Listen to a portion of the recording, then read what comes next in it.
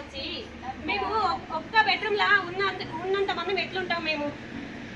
అత్త మామ పిల్లలు వేరే ఎవరైనా వచ్చినా గానీ మాకు ఎంత ఇబ్బంది అవుతుంది. కనీసం షెడ్ గులగొట్టడే వచ్చి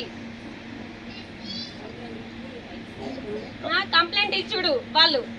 దేనికైనా కంప్లైంట్ ఇవ్వాలి, దేనికైనా ఒక్క కోటర్కి కంప్లైంట్ ఇస్తే ఒక్క కోటర్ క్లీన్ చేస్తారు. డ్రైనేజ్ అన్నది మొత్తం క్లీన్ చేయరా సాపు? ఇన్నుంచి ఆడికి వాటర్ పోయేదాకా ఒక్క కోటర్కే క్లీన్ చేస్తే మళ్ళీ ఇంకొకైనా పోయి ఇంకోసారి పోయి కంప్లైంట్ ఇస్తామన్నా.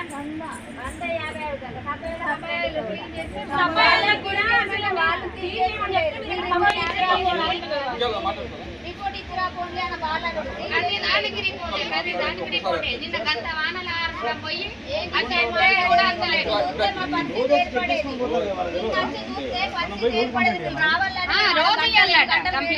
ఎవ్వరు కూడా రాలేదు. కూతురు పార్లు గోడకు పొక్క కొడితే అప్పుడు ఆ బయట నీళ్ళు కూడా లోపలికి అచ్చుడు వెనుకాలై మంచిగా లేని పిల్లకి అక్కడ ఇక్కడ కడుక్కున్నది ముఖం వచ్చి వాటర్ మొత్తం ఇక్కడ ఎప్పుడు ఏదైతుందో ఎప్పుడు ఏది కూలుతుందో ఎక్కడ ఏదైతుందో అన్ని అపాయం కొద్దుండుడే అంతే. ఆయన అక్కడ అపాయం కొద్దుండాలి, మేము అపాయం కొద్దుండాలి. దాన్నే వేసుడు పోకట మంచిగా చేసుడే లేదు. ఏమన్నంటే మీద డాంబర్ వరసుడు అది కూడా వేయక మస్తు రోజులు అవుతుంది.